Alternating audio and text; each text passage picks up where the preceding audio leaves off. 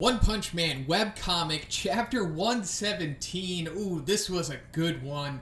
Man, these webcomic chapters always get me so excited because they're so good, and one really knocked it out of the park with this one. And if anyone was wondering, just to get you to know why it took so long for us to get this chapter, well, that's because chapters 114, 115, and 116 were all released on the same day back in June. So I guess he was doing something else, and that's why we didn't get one for July, August, and we're getting one at the end of September here. But it was definitely worth the wait because he put a lot of work into this one. This is definitely one of the most action-packed chapters of the webcomic, and one of the best illustrated as well. So let's get into it. So we're seeing the Heavenly Ninja Party taking on Sonic and Flashy Flash, and this is like almost fan service, honestly. Just seeing Sonic and Flashy Flash teaming up to go against all of these ninjas, it's so cool. Just being able to see this, it's almost like weird because you never really expected this would happen because it's been so long in the making for this to finally happen between these two, and now that it has, it's totally paid off. Like, it's so cool seeing them work in tandem like this. And these guys that they're going against, they're not fodder at all. They're pretty powerful. I was surprised by how powerful these guys were. So how powerful exactly? It's difficult to say, but I think it's fair to say that most of them, if not all of them, are at least demon. I don't think there's any dragons in there, but there's definitely a discrepancy in power between these guys because, you know, once we get to the latter part of this chapter, we see Flashy Flash say, like, oh, the top ranks are coming in now. So there's definitely a power gap between them, but all of them are pretty powerful. I mean, just even some of the lower ranking guys was able to counter one of Flashy Flash's attacks. They're able to hit Sonic. And I'm thinking, like, if they are demons, this means that they're probably all S-class level dudes. Like, you know, not high, but probably towards the bottom of the S-class. I don't really think that any of these guys would be considered A-class. Now, maybe the weakest ones are, like, top 3 A-class. Maybe they're, like, around, you know, E-Iron, Okama, Itachi, Bushi Drill level, possibly. But even then, I'm thinking, like, would the Disciples really give Sonic and Flashy Flash, like, trouble like this?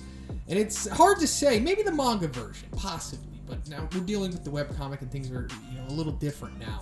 But these guys are pretty powerful, like I said. And I'm thinking they're kind of like around the level of the human forms of Hellfire and Gale in the manga. I mean, all of these guys graduated their own individual classes, and only the strongest and best, you know, are able to do that, considering that, like, everyone else in the class is killed. So yeah, these guys are pretty formidable for sure. So in the end of chapter 116, we saw Sonic reveal that he's able to do the 10 Shadows Burial.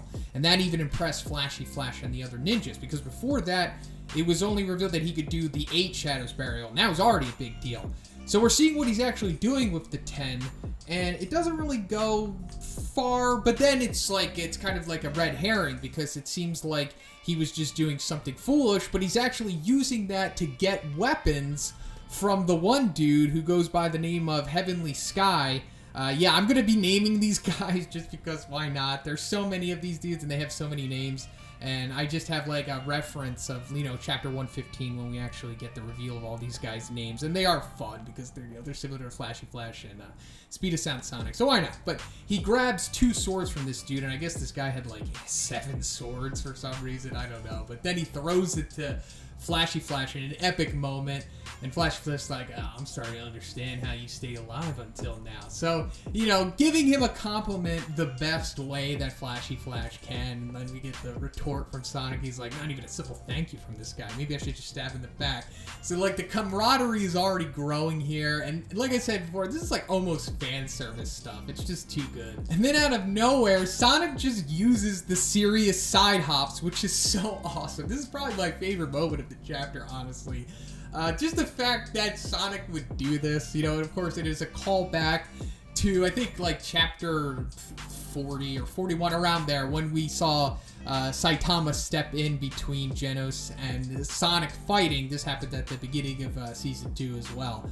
And he just takes out Sonic with, like, just hopping side to side super fast, which of course he calls the serious side hops. And it's so fast that it just caused, like, a crazy shockwave, and just that force, like, totally annihilated Sonic. And Sonic is just trying to replicate that here, thinking that he'd have the same kind of success as Saitama, but we're seeing, unfortunately, he did not. But he's also saying, like, he gave everything. to just do this move and just in order to remotely replicate what Saitama did. And it did kind of cause a shockwave, and it like knocked one of the dudes on their butt, but you know, of course, it just didn't do the same kind of damage that he expected it to do. But still, he's like sweating profusely, and it's like it was just everything. And man, I just love this moment so much. But it was not all for nothing, because this distracted at least 3 of them for Flashy Flash to come in and just take them out instantly. And they kind of have their own little banter. It's like, hey, I got their attention for you. And he's like, nah, I wouldn't say that. And then like they don't argue, and then they keep going. And the fight after this, it just keeps going, and it's just awesome. Like I was saying before, this is very well illustrated from one. Actually, in this instance where we see Flashy Flash like colliding swords with a bunch of the dudes here, it's very reminiscent of the artwork from chapter 95 and 96. Like I definitely feel that one was inspired by Murata's artwork. When we see Flashy Flash taking on Hellfire and Gale, like the way that the sword strikes are like long and pointy kind of. It's very similar to that. Go back and check it out for yourself. And then this brings them to the moment where they go back to back, and then they just really go full blast. And it's showing that like they're getting better as the fight goes on, and they're getting more accustomed to working with each other, and their teamwork, it just gets to an unbeatable level. I mean, it's even kind of implied that they can't stop them, because even the ninjas are like, well, such threatening fast reflex, this is impossible, they leave no openings for attacks. And just seeing them go back to back like that, I can't keep gushing over this. It truly does feel like fan service, because it just, I keep saying it's just too good. I love this chapter so much. I mean, come on, if you're a fan of One Punch Man, this is just gold. This is like straight into the main vein. Flashy Flash and Sonic just finally teaming up and going against formidable opponents. The artwork is on point too. And then we get a cool little moment where sturdy muscular muscle, the big dude, the only big dude who seems to have like huge punches.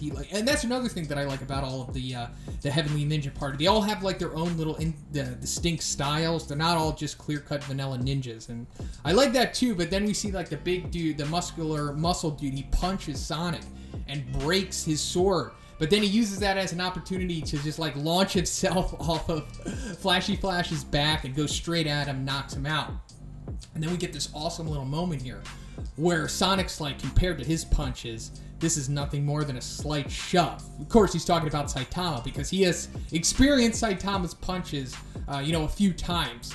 And it's like everyone else is just nothing compared to him, obviously. And then we get another little comment from Flashy Flash, also regarding Saitama.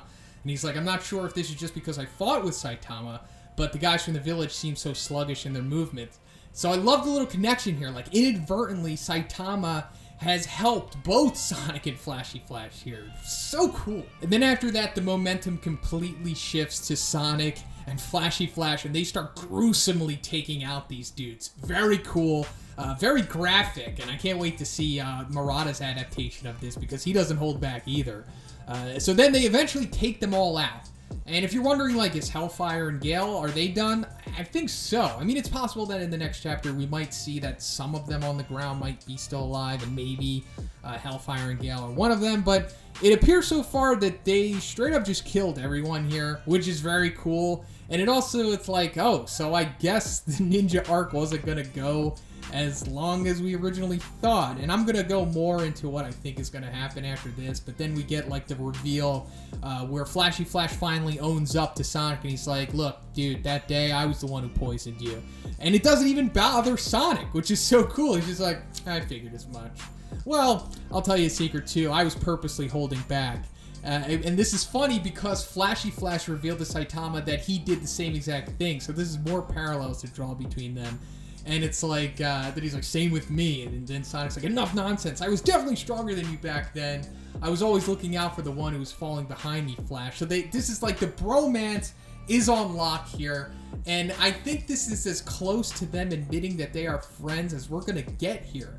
And then, of course, they challenge Sonic challenges him to, like, continue in their fight, when I don't think that's going to happen. But before I get into the ending here, I'm thinking that Flashy Flash might invite Sonic to join the S-Class. Or maybe Sonic takes it upon himself to join the S-Class. And this is, like, the perfect time to do it, because we know that they are down 3 S-Class heroes. At the minimum, I'm sure it's going to be revealed that more have come over to the Neo heroes, so they are in serious need of talent. And this would just be incredible if Sonic were to join them.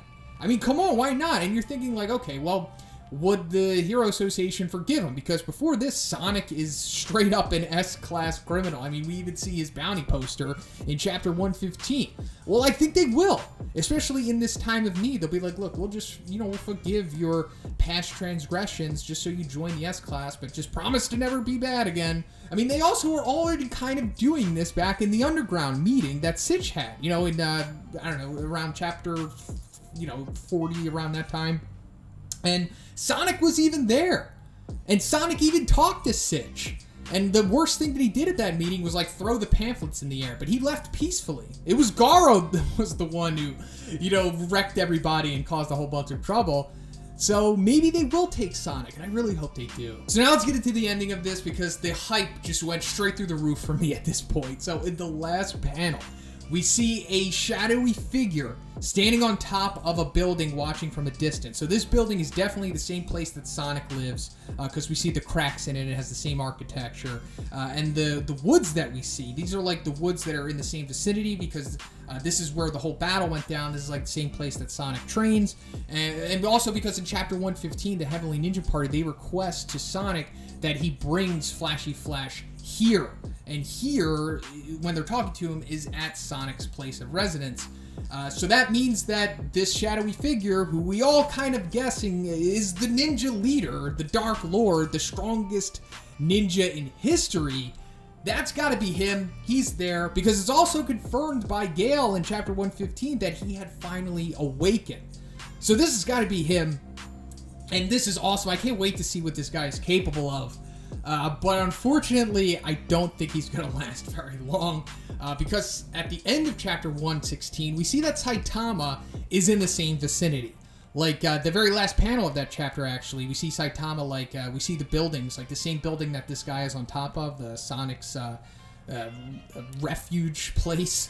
He's like, oh, so this is where he lives, in such a lonely place, just like me. So Saitama's kind of like building his bond further with Sonic, which we talked about in Chapter 115 and 116. But so what I'm thinking is going to happen is that this Dark Ninja Lord is probably going to beast both Sonic and Flashy Flash, because he's said to be the strongest ninja in history. Was strong enough to get a response from Blast. I suppose that's probably an achievement in itself. And also, we just had this huge moment for both Sonic and Flash. They just took out all of the ninjas in the Heavenly Ninja Party. So they had their big win, and this is possibly the time when they get wrecked by this dude, essentially jobbing to him. And then Saitama's probably going to step in and then one-punch him. Or maybe two-punch him. That would make things more interesting. But regardless, I'm thinking that this is probably where the ninja arc is going to end in the next chapter, and then maybe before Saitama kills the ninja leader, maybe he sets up Blast some more, because we know that's his motivation.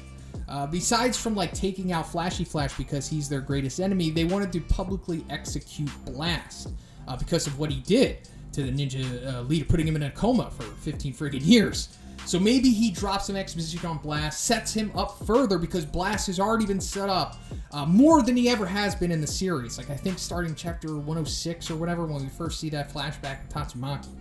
So this could be Saitama's introduction to just the name Blast, possibly. Like, he's like, oh, you're not as strong as Blast, or something like that. I don't know, but cannot wait to see what happens in the next chapter. Hopefully we get it next month. Maybe we'll get it in 2 weeks. I don't know. We'll see what happens. Let me know what you think is going to happen, guys. And if you liked it, please give it a like. I also have a Patreon. It gives you access to a weekly Q&A. And if you haven't already, please subscribe as well. Have a great day, and I'll see you in the next one.